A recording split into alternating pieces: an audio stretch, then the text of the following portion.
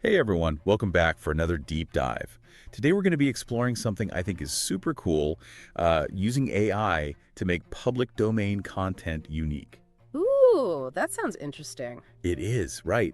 And it's like we're taking stuff from the past, these amazing building blocks, and turning them into something totally new, for today. Okay, yeah, like giving them a fresh coat of paint. Exactly. So, where are we getting these ideas from? Well, we're looking at this blog post, 7 ways to use AI tools to make public domain content unique. It's from the Succeed with Content blog, and it was published pretty recently on December 15th, 2024. Okay, I'll have to check that out. Yeah, it's got some really neat stuff. But first, just to make sure we're all on the same page, public domain basically means content that anyone can use. It's free, no copyright restrictions. Okay, so we're talking about like classic books, old movies, that sort of thing. Yeah, exactly. It's a whole treasure trove of stories and images and music just waiting for someone to come along and make them, exciting again. Right. I like that, kind of like giving them a second life. Exactly. So the big question is, how can we use AI to take this old stuff and make it new, exciting, and hey, maybe even profitable? Ooh, profitable, now you're talking. I know, right? So, what's the first step? Well, the blog post jumps right into this concept they call mashup mania. Mashup mania. Okay, I'm intrigued. Tell me more. So imagine like Sherlock Holmes. Yeah, the detective guy. Right, but he's suddenly in Wonderland. Wait, what? Sherlock Holmes hanging out with the Mad Hatter? That's hilarious. I know, right? or picture this, Dracula. Okay, the vampire. But instead of his cape, he's rocking a pair of ruby slippers in Munchkinland. Whoa, Dracula and Oz. Now that's a mashup I'd love to see. Right, and the possibilities are endless. It's all about taking these familiar characters and worlds and just seeing what happens when you throw them together. It's like, what would Sherlock's logical mind make of the Queen of Hearts? Would Dracula be tempted by the Wicked Witch's power? Exactly. And think about the visuals. Can you imagine the artwork for a book cover with Dracula in ruby slippers? Oh, that's a good one. Right. I totally picked that up. Yeah. What about you? What crazy mashup would you create? Ooh, that's a tough one. Maybe Frankenstein's monster Yeah. crashing a tit party with the Mad Hatter. Ooh, that's good. Right. I love it. But before we get too carried away, there's this important point the blog post makes about copyright. Oh, right. Because even though public domain stuff is free to use, there are still some rules, aren't there? Exactly. Like Mickey Mouse. Everyone knows Mickey. Yeah, of course. He's still under copyright. Yeah. But the really old version of Mickey, the one from Steamboat Willie, Oh, yeah, the black and white one. that one's public domain. So you could use that version freely. So there's like this extra layer of strategy involved in figuring out what you can and can't use. Right. It's kind of like a puzzle, but a fun one, What if Steamboat Willie Mickey ended up in Oz? Oh, see, now you're thinking strategically. That would definitely be a unique twist. I know, right? So we've got Mashup Mania. The blog post also talks about plot twist. Okay, plot twist. So, like, taking a classic story. And giving it a modern spin, yeah. Got it. Like, have you ever heard of Pride and Prejudice and zombies? Oh, yeah. It's like Jane Austen, but with zombies. Exactly. Who would have thought that would work? I know, and it's become so popular. What about Clueless? Oh, with Alicia Silverstone. Yeah, but it's actually based on Jane Austen's Emma. Really? I didn't know that. So it's like a modern retelling, basically. Exactly. And get this, the blog post says AI can actually help with coming up with these plot twists. Wait, really? How does that work? Well, imagine you feed like a classic story into an AI program, right? Yeah. And then you ask it to like come up with crazy twists or even write a draft of a new version of the story. Wow, that's amazing. So you're using AI not just as a tool, but almost as a creative partner? Exactly. It's blowing my mind a little bit, to be honest. If you could add a modern twist to any public domain story, what would you do? That's a good one. I'd have to think about that. Yeah, it's a tough one. What about you? Ooh, I don't know. Let me see. Maybe Romeo and Juliet, but they're like influencers on social media. Oh my gosh, that is perfect. I can totally see that. Right. The drama, the feuding families, it all translates so well to social media. It's like a modern day Shakespearean tragedy. Exactly. Okay, so we've got mashups, plot twists, and then the blog post talks about artistic transformations, which is right up my alley because I'm, a very visual person. Okay, artistic transformations, I'm all ears. What's that all about? So think about AI art filters, but applied to like famous works of art. Imagine the Mona Lisa, Yeah, I know the Mona Lisa. but she's turned into like a super realistic photograph. Whoa, that's cool. Right, or like one of Monet's water lilies paintings, but it looks like a modern photo, shot with that golden hour light. That would be stunning. It's like giving these old masterpieces a new lease on life, making them feel fresh and relevant for today. Exactly. It's like suddenly they're not just stuck in a museum anymore, they're part of our world. Yeah. And the blog post mentioned something called neural style transfer, which is how these AI art filters work. Neural style transfer. That sounds complicated. I know. I'm learning so much just from reading this blog post. But the cool thing is that there are all these tools out there that make it easy to experiment with this stuff. You don't have to be a tech whiz. Oh, that's good to know. Yeah, Because I'm definitely not a tech whiz. Have you tried any of these AI art tools? I have a little bit. Yeah. And it's really amazing to see how the AI can capture like the essence of an artist's style and then apply it to something totally different. It's kind of like magic. It does sound like magic. So if you could pick any art style to apply to a famous painting, what would you choose? Ooh, let me think. I've always loved Van Gogh's style, with the thick brush strokes and the bright colors. Oh, yeah, me too. He's one of my favorites. I think it would be amazing to see like Michelangelo's David, but in Van Gogh's style. Oh my gosh, can you imagine all those swirling brushstrokes on David's muscles? It would be incredible. Right. I think it would make people look at David in a whole new way. It would definitely be memorable. Okay, so we've talked about mashups, plot twists, and artistic transformations. What else does this blog post have in store for us? Well, get ready, because the next section is a bit of a whirlwind. They call it Beyond the Canvas, and it covers a bunch of different ideas really quickly, like turning public domain images into coloring pages. Ooh, coloring pages. That's fun. I know, right? It seems so simple, but it's actually really creative and relaxing, And adult coloring books are super popular these days. So you could create coloring books featuring like famous artwork or historical figures. That's a great idea. It's educational and creative at the same time, Yeah. and it could appeal to a wide audience. Exactly. And then they talk about using AI to create study guides for classic works of literature. Oh, interesting. Like to help people understand those really dense, complicated texts. Yeah, exactly. Sometimes those classic books can be a little tough to get through. Imagine having a study guide that not only explains the vocabulary, but also gives you insights into the author's intentions and historical context, all powered by AI. That would be amazing. It would be like having a personal tutor right there with you. Right. And then they also mention adapting poems into children's books, which I think is a brilliant idea. Oh, I love that. You could take like a classic poem and turn it into a beautifully illustrated picture book or a chapter book for older kids. And AI could even help with the illustrations, making them really engaging and visually appealing. Right, and it's a great way to introduce kids to poetry in a way that's fun and accessible. But wouldn't that be like a copyright issue? Yeah. If you're taking a poem and turning it into something new? That's a great question. But remember, public domain content can't be copyrighted directly, but you can copyright the stuff you create based on it. So with a children's book, if you're adding your own illustrations and storylines and words, then that becomes your intellectual property. Ah, okay, that makes sense. It's like you're taking the raw ingredients and making something completely new and delicious out of them. Exactly. It's not just copying, it's creating. And that's what makes it so valuable. For sure.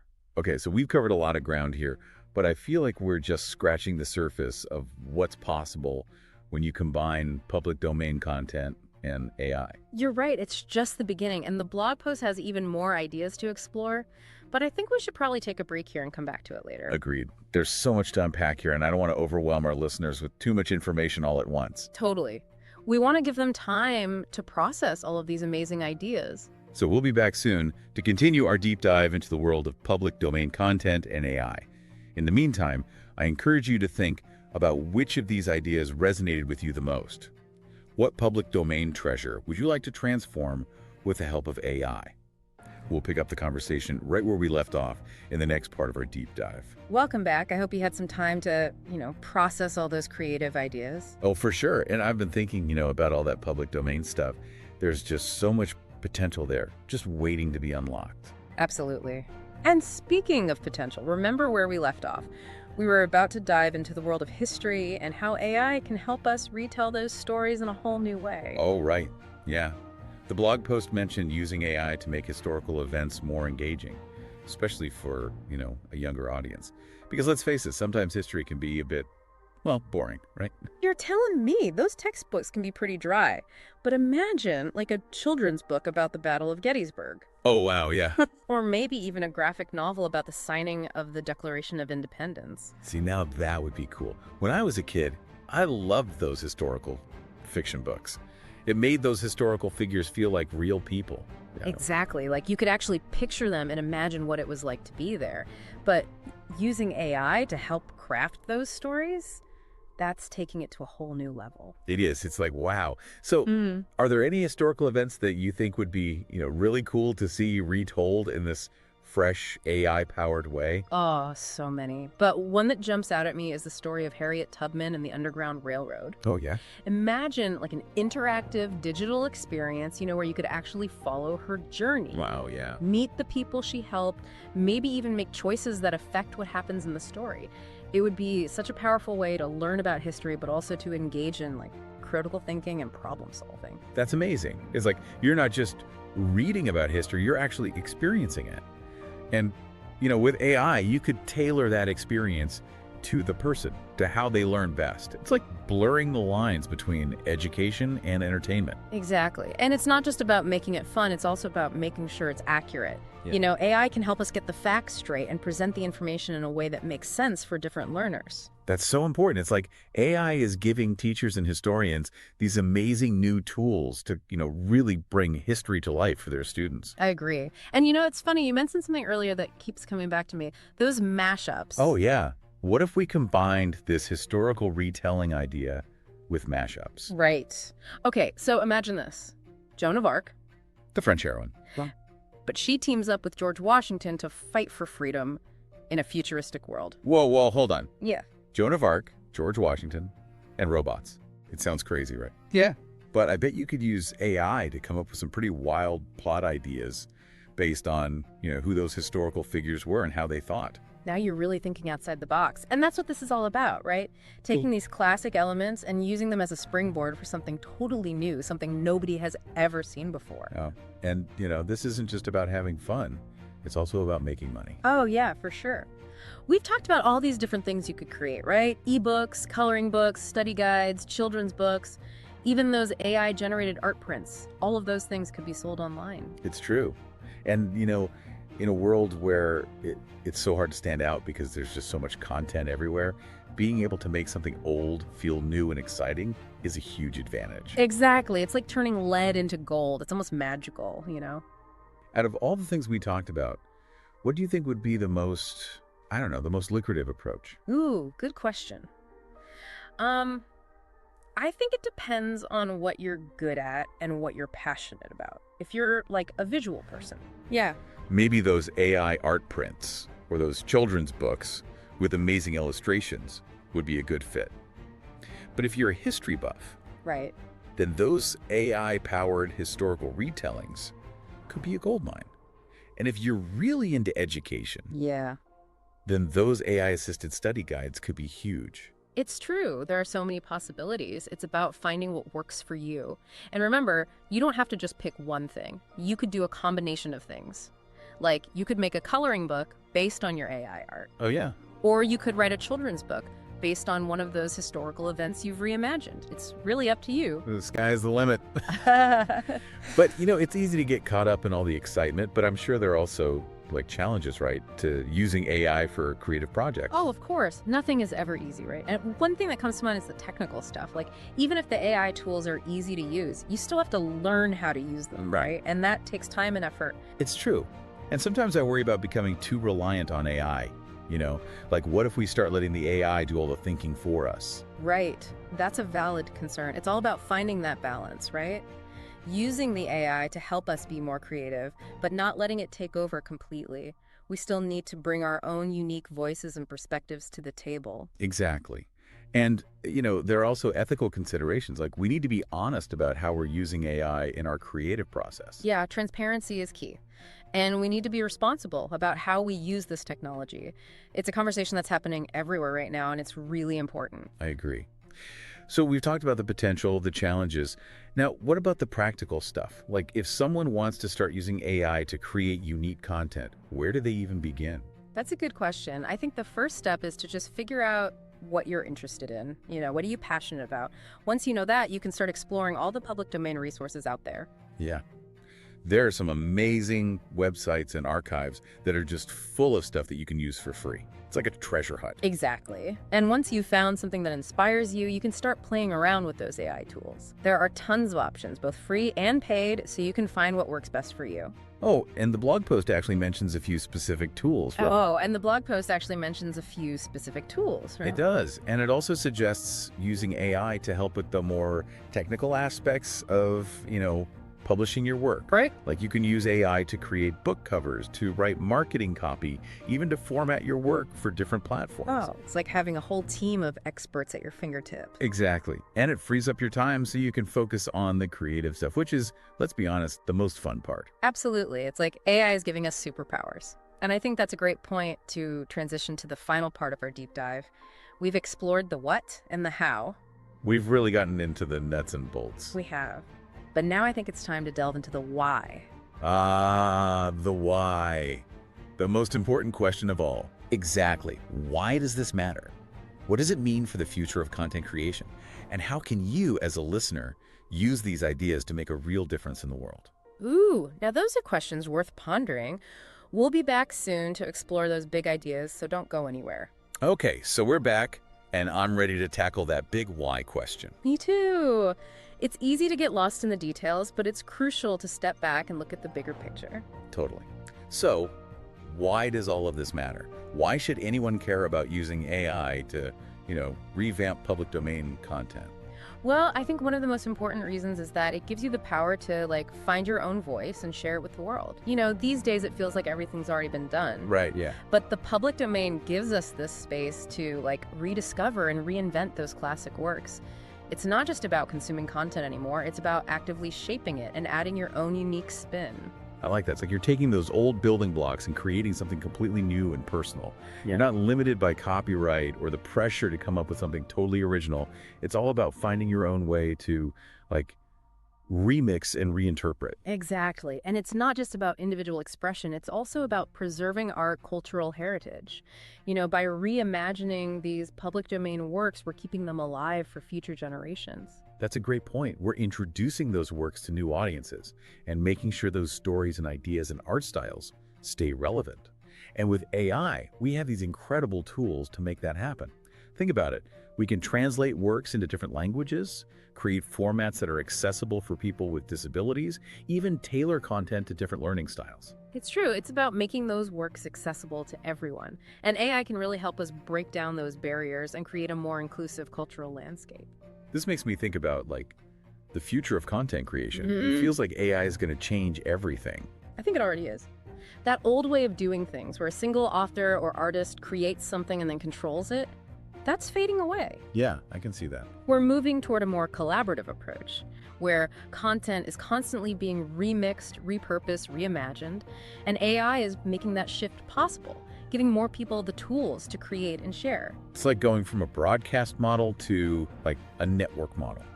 And the public domain is the ultimate network, a giant web of ideas and inspiration just waiting to be explored. That's a great analogy. And AI can help us create content that's more engaging, more personalized, more tailored to what people want. We can break free from the old formats and find new ways to tell stories and connect. Wow, yeah. It's like AI is giving us the power to create our own, personalized cultural experiences. Okay, so we've talked about the why in this big, grand sense. But how can our listeners use these ideas to make a difference in their own lives, in the world around them? That's the question, isn't it? And I think it starts with figuring out what you're passionate about. What stories do you want to tell? What change do you want to see? And then think about how you can use the public domain and AI to achieve those goals. That's good advice. It's not about, chasing trends. It's about finding your own unique voice and using these tools to express yourself authentically. Exactly.